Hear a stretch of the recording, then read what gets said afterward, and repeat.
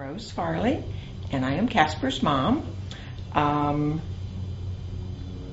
I was working for a developer, and after the Humane Society had burnt, or actually I was working for a home builder, and after the Humane Society burnt, I had called to see if there was anything that we could do to help them.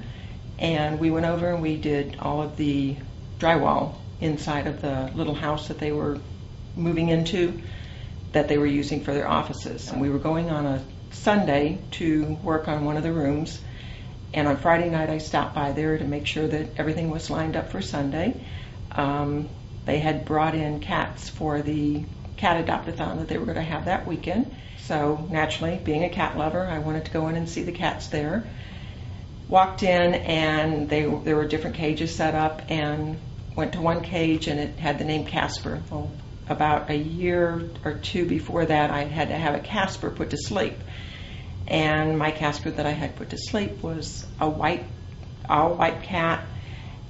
And as soon as I looked in that cage, that was my all white cat. His face looked identical, except that this one had been burnt. He had been in the fire, and he was one of the survivors of the fire. And from what they told me, he was probably the worst burnt out of any of them. They didn't think he was going to make it after the fire.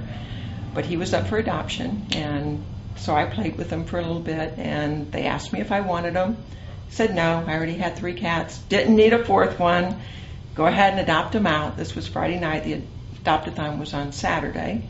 Sunday we came into work, and one of the men that works there told me that Casper had not been adopted, and he said, we saved him for you. And I said, no, don't want him.